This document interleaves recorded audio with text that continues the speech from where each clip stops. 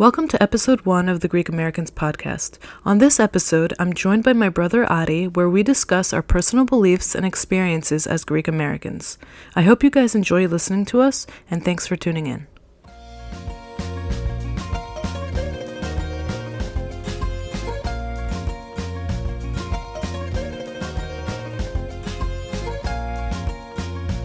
Should we get this thing started? Okay. Okay. So how are we starting? I don't know, bro. I don't even know what I'm going to say. I don't have talking points, though. You don't have like a script or anything made up? No, You have nothing? because I have nothing. Okay. So let's talk about the podcast first of all, I think. Okay. So what's this podcast about? I know so many interesting Greek people. I meet them all the time or I read about them, and I just want to interview them to get to know them, and I want to share them with other Greek Americans or Greek people. I think it's important for our community to stay connected, and right now it's really hard because of Corona, we don't go to church, we don't go to our community stuff that we usually do.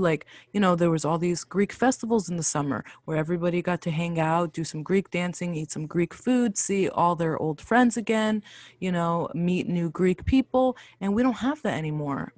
I mean, eventually it'll come back, but I think everything is turning digital anyway, and I just want a place where Greek people can be inspired by other Greek people and can hear their stories and hear their experiences and, learn from them. And what do you think? Yeah, I think that's really cool that you're exposing the Greek American community to a lot of things that they might not necessarily know about.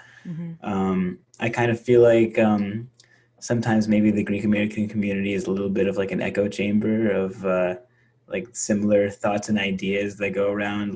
You could probably name a couple things that the average Greek American does or likes.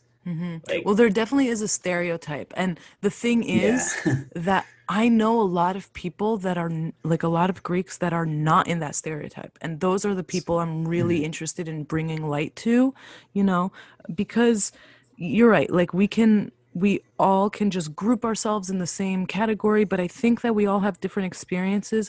Also, I want to say that I know a lot of Greek American adjacent people, so people that are maybe not necessarily Greek in their blood, but they are Philhellenes, and I find those people extremely interesting, and I can't wait to introduce the audience to them, because I think Philhellenes to me are my favorite people, because it's okay, our culture, it's our culture, we know it, we can have our opinions about it, but when other people embrace it, I'm just whoa, this is amazing. It makes me really proud of my own culture. Yeah, I mean, it's kind of amazing that someone who's been outside of the Greek community can have such an appreciation for Greek culture enough to actually want to know and learn and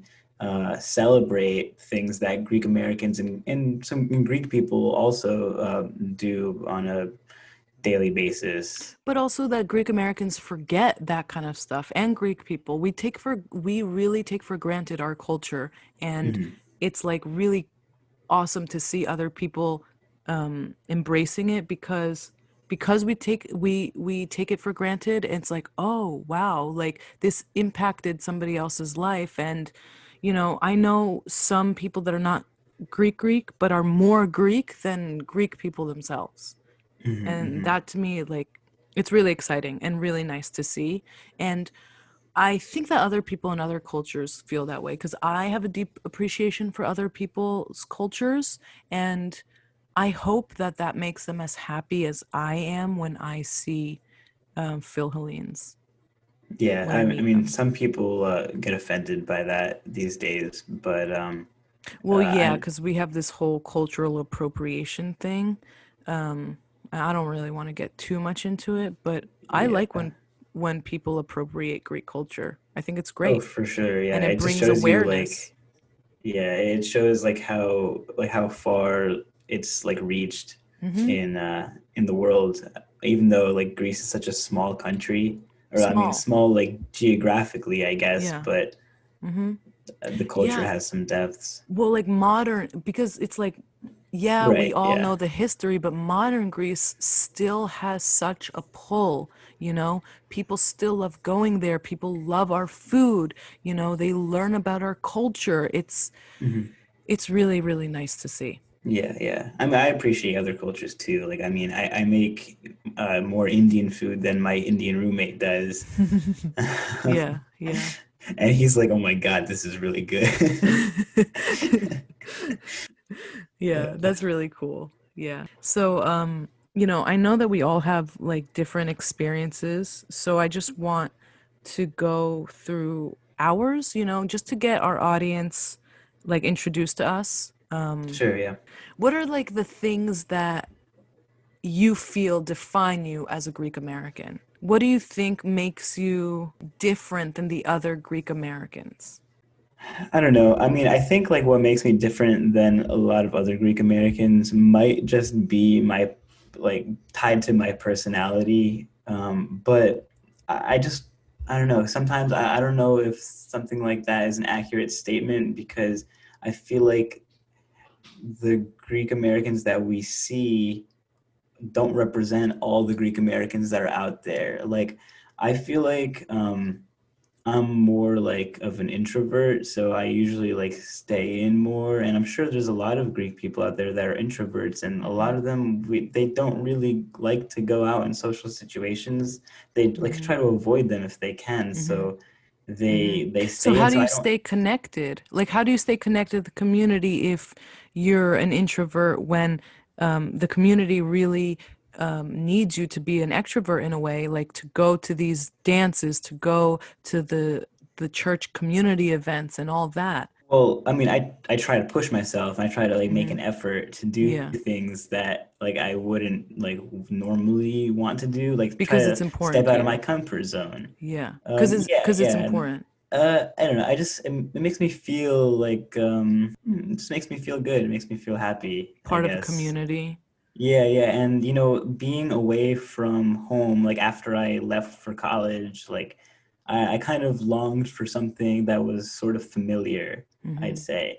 Um, because I mean, not necessarily because I was too involved with the Greek community while I was younger, like high school and younger, Hmm. but because I mean, because of our home in which we grew up, Hmm.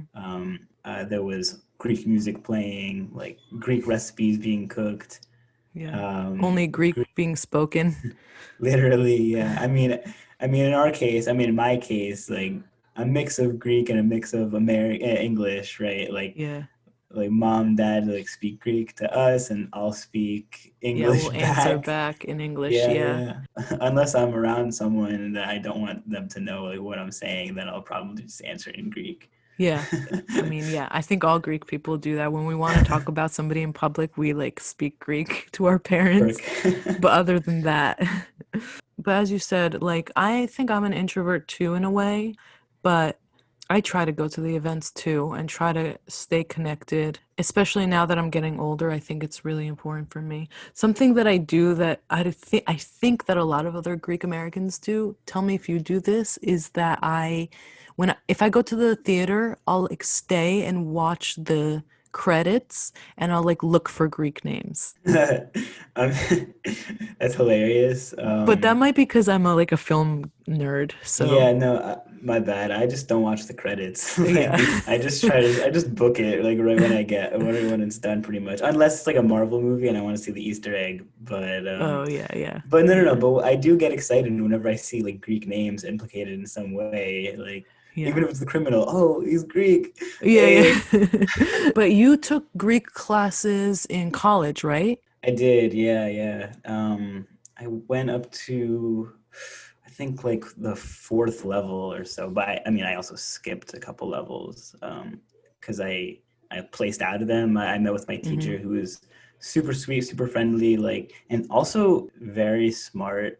It kind of reminded me of like a Greek school teacher, but also Mm-hmm. not because she was so much more well-rounded and educated. I feel I'm not Hmm. really sure what the qualifications of the Greek school teachers that we had when we were kids are, but I mean, like she has a PhD in like whatever Mm. she studied. Oh yeah, yeah. Because she's an But actual college professor. yeah, Yeah, exactly. yeah, Yeah. I feel bad though because her classes are like dwindling down a little bit, like because there's not yeah. enough people signing up for her language classes. Mm. So she Yeah, only has a couple. So she's only like a part-time professor at this point. yeah. I think that's what it's called. That sucks. No, honestly, I think it's a good idea for like if you go to those bigger state schools that have modern Greek studies. Hmm. Because I know at UCLA they have, and I think they have at Loyola Marymount in California. They have in Rutgers, obviously. But I think it's really cool. It's a great option. You know, you could do a minor. I think Anthony, our other brother, did a minor in Greek studies, and I don't know. I think He like why did, yeah, not, just do a minor. Like you'll yeah. get closer to your roots and you'll learn the language a bit better because I think language is the key to culture, and I think the issue is that in the United States we don't promote knowing other languages, where in Europe like everybody knows like three languages, easy, their Mhm. language, English, and like French or German or something. Or both, yeah. Yeah, or both. Yeah, they know so many languages, and that's like, but here we don't promote that. And so I think that Greek Americans lose the language, and that brings us further away from our culture, because you know the language. So you can enjoy Greek music. You can enjoy like corny Greek TV shows, you can enjoy like listening to conversations of your grandparents, your parents, and think, like, and all your Greek relatives. I think language it can create a barrier if you don't know it. One of my good friends that I made in college, he's actually half Greek, Hmm. but he does speak Greek at a Hmm. minimal level because he took a couple classes, like as many as he could at UMD, so he only could like um, master it up to a certain extent. But he is able to hold some basic communication, and he does go to Greece like many summers, and he does like try to communicate with them, and they all compliment him on his Hmm. Greek. But the thing is, like he's only half Greek, but still Hmm. so Oh, that's awesome. involved in the culture and the community. Yeah, he was Yeah. a very active member of the Greek club at UMD. Cool. Yeah. When I hear that somebody's half Greek, it's like, oh, okay, they're just Greek by name and they're proud to be Greek, but they don't really go to Greece that often. They don't really know the language, but they have like a yaya or papu that's Greek, and Mhm. half of it makes me sad. Like it does make me sad because it's like it's so quick to become like American and to lose that Greek culture. It can happen in one generation. So I'm really happy when I hear people that are like half Greek or second generation and they still, try and they go to Greece and they are in the Greek clubs in school, and all these things. Like it's really cool. And you really do have to make an effort. It is an effort, you have to want it. Even me, like we're first generation, but I could easily lose the language. I could easily never speak Greek again. I could easily never go to Greece. I could easily never raise my kids Greek. It's Mhm. very easy to lose. So, I think like when I hear people like that, I'm like, good for you. I get really happy.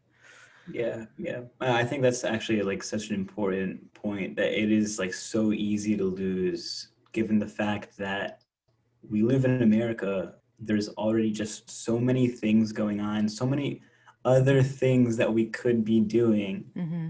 I don't know what it is like inside of us that makes us feel the need to like, keep the bridge between us and like our ancestors or something. Well, I think community is really important. I think, back in the day, everybody went to church or temple or whatever, We all had some sort of community. I think as we're progressing in time and we're becoming more progressive as people, we're kind of losing that kind of community, right? Like, people back then used to know their neighbors. Now you don't have to ever know your neighbors. you know, it's you had somewhere to go on the weekends. You had these communities, you know, you have family friends from these communities. And I think that the drive in us is because we want so desperately a community, you know. So it's like religion is being replaced with community, because we as people, we always want to feel wanted, feel accepted, go somewhere where people are similar to us, you know. And so like my thing is like when I meet Greek people, we are automatically connected. So I pretty much can, like, I've noticed in myself that when I meet Greek people, I'm very open, very happy. I feel like they are like I feel them as like members of an extended family, you know? Um, so I don't know. I think that this need for community is what really drives us. And also, as you said, like a need to know where we come from, you know? That's why I think the ancestry.com and the 23andMe things are so popular, because everybody wants to know where they come from. Like, what is it that makes them, you know? Where were their ancestors? Yeah, actually, I really agree with those two things that you were talking about, the community aspect and the like tracking our roots aspect. And those were the two things, I mean, subconsciously, I guess, that we were trying to push as like the board of the Greek club at UMD in order to attract our members, pretty much. Cool. Well, the thing is, they kind of just come naturally, really. Like the thing that you said about like community and how we all need and want a community, that's like one of the main issues that people face when they go to college, Mm-hmm. because they're like on their own for like the first time, pretty much in a whole new Mm-hmm. environment. They don't really know anyone. Some people find like their way in like other groups, but that's a big reason that people join like fraternities and sororities and stuff. Yeah, yeah. um, but and I didn't really want to do anything like that. I didn't really like the culture like that surrounded those things. So the one of the first things I did was I joined the Greek club Mm-hmm. at my school, and I became like a really active member. Um, Which makes and me so proud, because I would have never guessed that you would join the Greek club and then become president, because you were not involved really when you were in high school. You were not involved in the Greek community. Like, you weren't in Goya, you didn't really go to church, you didn't do yeah. Sunday school, you didn't do any of that stuff. So I'm like, I'm so proud but also so shocked, and I just want to know, because I don't think we really ever talked about it, and I want to know like how, like what was your mindset in high school, and then what was your mindset in college? Okay. So yeah, I can talk about that definitely. So well, I want to say like I want to call back to earlier Mhm. when we said that even though like Greek people or Greek Americans have a common ground, they might not have anything else in common. Mhm. So that was like one major thing, I guess. Like I didn't really just felt like I didn't really have much in common with the other Greek Americans like in the community. And it's When important you to were in high note, school. yeah, Mhm. and it's important to note that the community we're talking about, it took place like in the church. Mhm. So another thing I didn't like when I was in high school was Mhm. how closely related the Greek community was to the church. Mhm. Yeah. So I really so when you and Anthony went to college, yeah. So I was on my own. It was just basically just me and mom. Like we were going to church for a little Mhm. bit, but you know what? I don't know. I was listening to like the things that like the priest was saying. Mhm. I mean, I wasn't very smart back then, but I was like, I was curious though. I was just questioning the things that I was hearing, like in the sermons or like just in church in general, or just the idea of it. I was just questioning it all to mom, like on the car rides, like there and back. I was driving her crazy, she might say. Um, I was driving her so crazy to the point where she kind of just gave up, and Mm, she's like, "All right," she's like, "All right, you're right, you're right, you're right. We're not going anymore. Fine, if that's what you want, it's okay." I mean, because of that, we didn't really go back, and mhm, I was like, okay, like so I found a different community. I mean, not much of a community, but I had a couple friends like in college. Sorry, not college, high school, mhm. that Well, you I joined clubs in connected. school and you got involved in Right. school.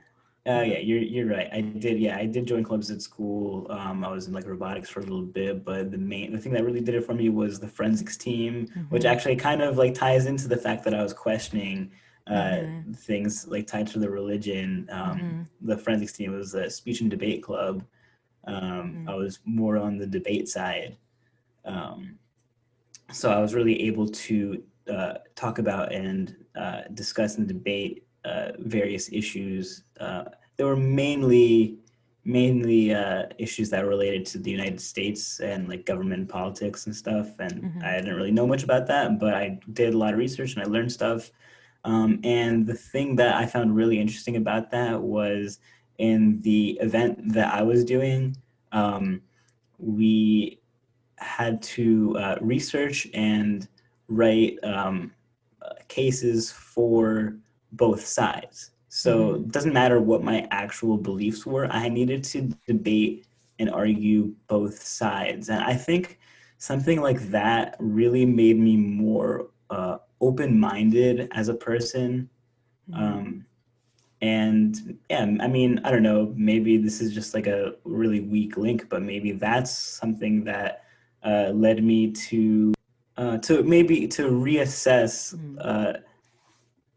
my feelings towards the Greek community or like religion or whatever. Mhm. And maybe that's why I decided to choose um, the Greek club as my initial starting point as a Mhm. community in college. Mhm.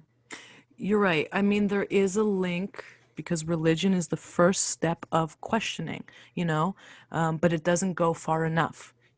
It gives you like very simple, simplistic answers that for us, because we're so advanced, our culture is so advanced, we do not think it's enough. And so we go and look for more. And religion is not satisfying to a lot of people. It doesn't satisfy us, it doesn't quench our thirst for answers. And so I think that's where you were at. You were like, I have the same questions, but these answers are not making sense. I need to go somewhere where I can find these answers. But I think that it's okay that religion answers things up to a certain point. I don't think religion is a complete thought process. I think it's the first step, and we only should view it as that. To put more onto religion is unfair. It but it does suck. Our Greek community is tied to our church. I don't know. It's something that I battle with too. I think I'm more religious than you, or I've become more religious, but not in the traditional religious sense. I think that religion is important because it provides people a community, but I don't necessarily believe every single thing that um, a religion makes you subscribe to. So I've had those I think those ideas came to me in college. While in high school, I was not thinking about that stuff. I like didn't care. I was like, okay, church, whatever. But in college, that's when my awakening happened. And I was like, all right, I need to start really thinking about the stuff that I'm doing and not just going with emotions, and to really think about who I am as a Greek American and what my beliefs are, and if it matches with what I'm with my actions. So I think we had like the opposite kind of, because I was not involved in any Greek stuff in college, but I was super involved in Goya. So we had very opposite kind of trajectories. I was gonna ask you how your experience backpacking through Greece was, because I've never done it. Right. Okay. So yeah, I did spend about a month traveling through Greece. I started off in Thessaloniki, Mm-hmm. which was beautiful. I fell in love with it. Like the first night that I got there, I actually couldn't get into my. I mean, I was staying in Airbnbs. The first night I had a problem getting into my Airbnb, um, because it's so embarrassing. But I couldn't unlock the door with the key. Because the Greek locks are different. No, they're just normal locks. It was just, I don't know. I mean, I'm not gonna sit here and just blame the lock. I think I was applying the force in the wrong direction. But regardless, I couldn't unlock the door. Uh, so I kind of just like put my stuff down, and I just left. I just like walked around and explored for like several hours until the Airbnb host answered my message back. That Mm. was like it was like midnight when I got in, so I was like walking around Wow. until like 3 a.m. Oh, Uh, wow. That's like so a walking really around the positive city, way it to deal was with a problem.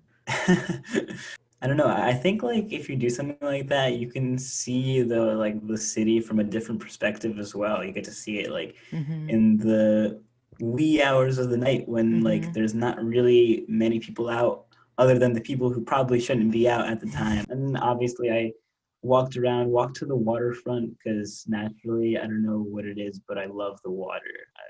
Yeah. I'm just drawn to the water, which is one of the reasons that I really love Thessaloniki. It's more of like a coastal city, I Mm-hmm. feel. I mean, there's like, but like it's mostly centered on the coast. It's like a Yeah. small city that's mostly on the coast. So Yeah. I loved their waterfront. That's what I spent most of my time doing. Like when I was there for like the week I was there, I was just walking up and down the waterfront, just enjoying it. But yeah, I walked up and down the waterfront. I saw the monuments like late at night. I probably sent you some Snapchats or something. Yeah, probably. It's like I'm so it's proud growing of you up. for doing this alone, by the way. I just want to say, like, I would never backpack alone because I think that's, for me, I think it's something you should enjoy with somebody else, but I understand the appeal of it. I think if I was a guy, I would definitely be more open to the idea of traveling alone, but I just want to put I think that that's a out there. fair statement to make, honestly. Um, But Greece is actually really safe, so I it wouldn't have is. any issues. I it's just Yeah. I'm in my head a lot. Yeah. Like even though I mean I spent a lot of time like even that wasn't just that night. I was walking around like late at night. I mean, I don't know, maybe I probably just stayed in like the good areas and I was only walking around the good areas, but I didn't Hmm. see anything sketchy go down, honestly. Yeah, I think Thessaloniki, for the most part, is safe. I'm sure there's like one area that's not, but Thessaloniki is it's pretty safe. So yeah, that makes sense. Yeah. What, where did you go after Thessaloniki? So yeah, I spent like a week in Thessaloniki, and then I should also mention that while I was in Thessaloniki, I made some day trips to a couple places since I was there for a week. So Mm. I made my base there. So I went to our dad's village, Mm-hmm. which I hadn't been to since I was a little kid, and I mean it was easy to go by train, just 30 minutes. Yeah.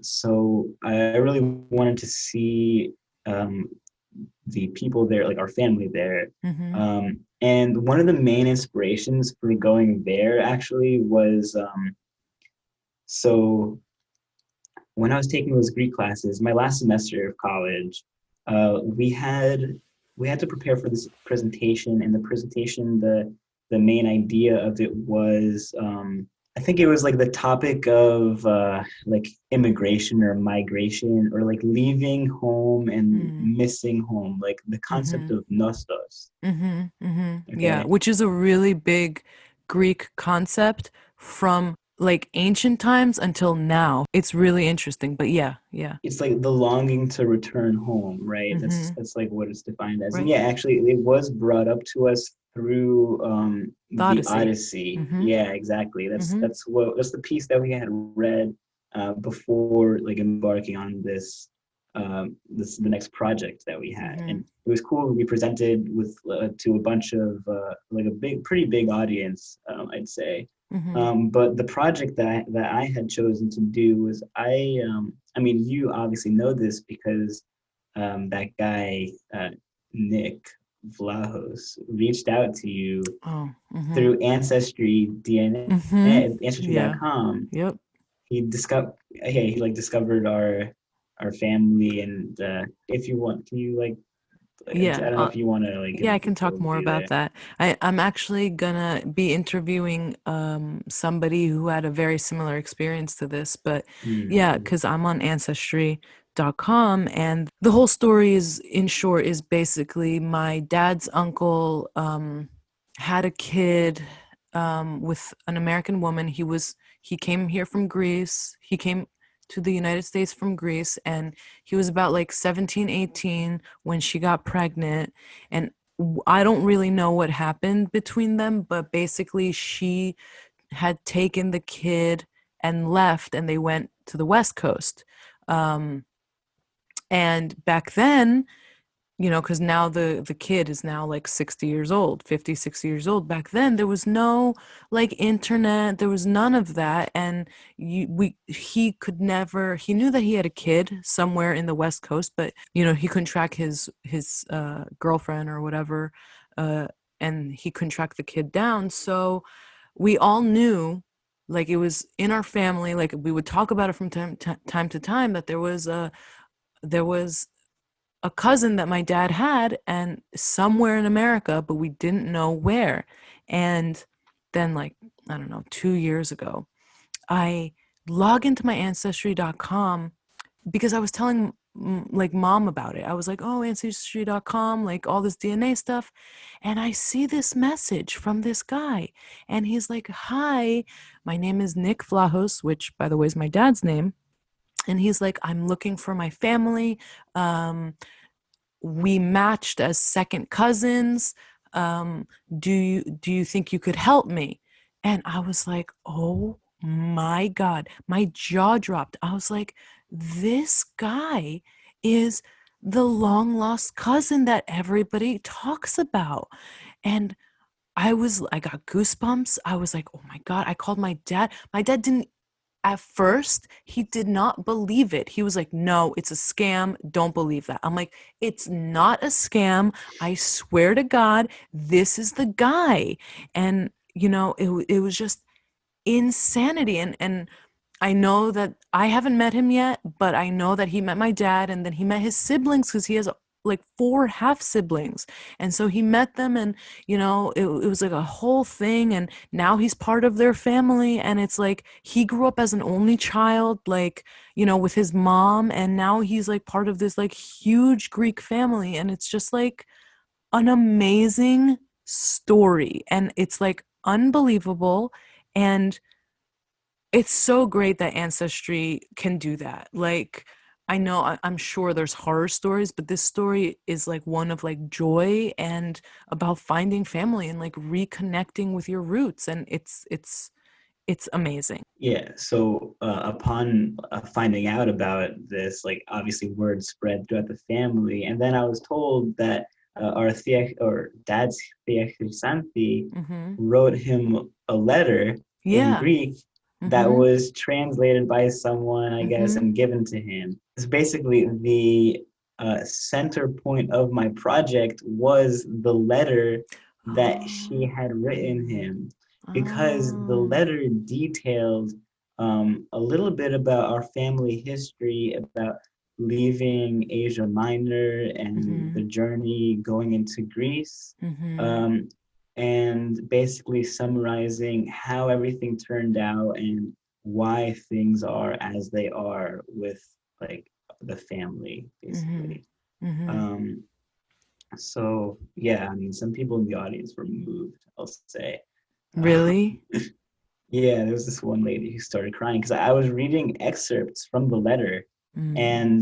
and also like Wow. I was reading excerpts from the letter, and I intertwined it with like my own like things that I had to say about like what was going on in the like historical context, basically, Hmm. like what Hmm. was going on at the time. Hmm. Um, so that was one of the main reasons for wanting to go to my dad's village so that I can see and speak to Thea Chrysanthi Mhm. Even though I had like slightly remembered like seeing her like as like a young kid. Like I did sort of remember the house. Mhm. Mhm. But That's yeah, so cool. I was just so young when I had gone, but this Yeah. time I was much older, and Mhm. it was so amazing just being greeted by all those friendly faces Mhm. that are our family. Mhm. Um, and even the young kids, like our cousin Filippo, Mhm. he Who I've never met. you've never met, but like No. he knows us though. They know us. Yeah. He saw me and he's like, I know you. You're that kid in this picture that I'm thinking of. He's like the picture where you're giving bunny ears to our other cousin, Marilena. Yeah. I know that picture. Yeah, yeah. So they like dug through all their family albums and they found the picture, and I'm like, oh my God, that is me. That's hilarious. And he's also in the picture like as like a little baby. It was Oh. someone's christening. Mm, Someone's yeah. Um, okay. I really want to go to Jorio and meet everybody, but I want to do it with you and Anthony. yeah, Like, I yeah. I don't want think to do it alone. I hope that we yeah. have the opportunity to do that one time I because the think we people will. there are getting older, you know? It's true. One of these years, maybe like next year or something. Yeah. Whenever Americans are allowed to leave the country, Yeah. Whenever Corona goes away, we'll see. if it ever goes away. No. Anyway, yeah. So yeah, I did make the trip to my dad's village or to dad's village. Hmm. And I made some other trips too. Like I had some other plans that didn't come through, but they will be there for next time. Like I Hmm. want to climb Mount Olympus. Oh, me too. I Me only made it to too. the base. I only made it to the base though, then it started raining. So it's for another time. Mm-hmm. But further though, I traveled west. I went to um, I went to the village of Trikala, Hmm. um, and I chose specifically to go there, even though it's in central Greece. Like it's not like Yeah. near the beach. It's not like the destination that comes to mind when you think of Yeah, Greece. yeah, yeah, but it's actually a beautiful.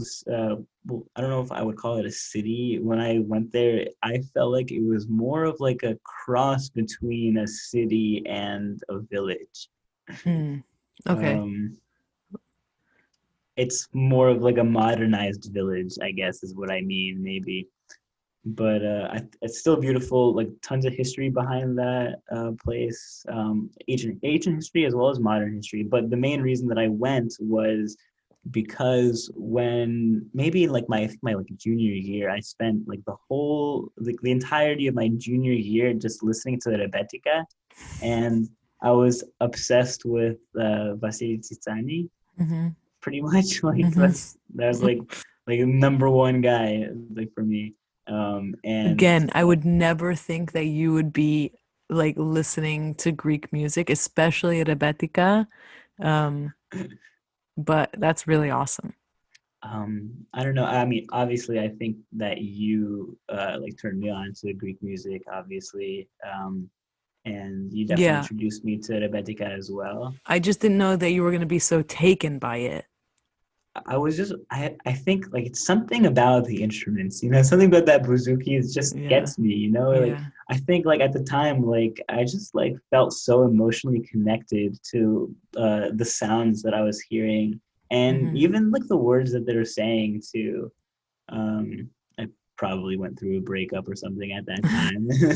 Yeah, I was gonna say because it's like the Greek blues, it's like Yeah, yeah. sad and about, lost love or longing for love or you love somebody but they don't love you back, all that. It's just Yeah, like, it's sad, but it's so beautiful at the same yeah. time. I really felt emotionally connected to it. So I did choose to go to that Trikala, which is his birthplace, which is Hmm. Titani's birthplace. Hmm. And he lived there for a bit.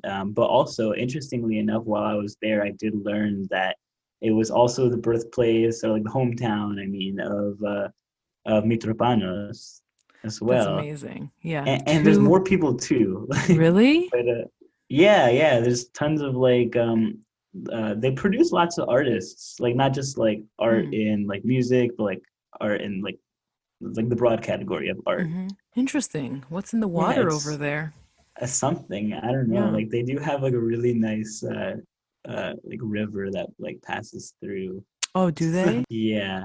So while I was staying in Tricala, I also made day trips because there is a town really close to Tricala. It's called Calabaca, and Mm. that's the town that sits right under the Meteora.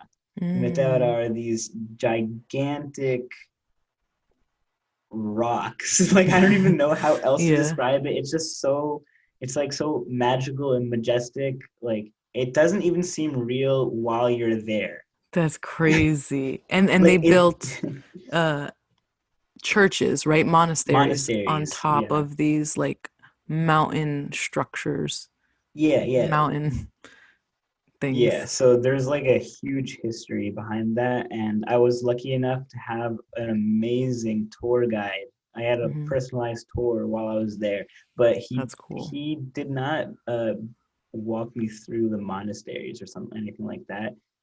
He took me through like the back roads pretty much. It was actually more of like a hiking adventure Oh, because cool. a lot of like hikers and climbers also go to the Meteora because the structure. I mean, if you see them, and if you're like a really adventurous climber, like that is the Yeah. destination for you. Um, I think Game of Thrones, I read somewhere that Game of Thrones like used that as inspiration for like a scene. I forget mm, what scene it was, but yeah, they used it for inspiration because there's it's as you said magical. It seems like otherworldly. It seems like in a different universe, like a made up world that something like yeah. that would exist. And like actually that's really cool because like conceptually that would make sense because they did build the monasteries on top of those structures so that they would be safe from attackers, Yeah, yeah, right? So like it from would make sense for during like Game of Ottomans. Thrones. Yeah, so it makes sense for like Game of Thrones to like want to build like a castle like on one Yeah, of the a structure like that for yeah, protection yeah, yeah, makes yeah, like perfect sense. So I yeah. see the inspiration there.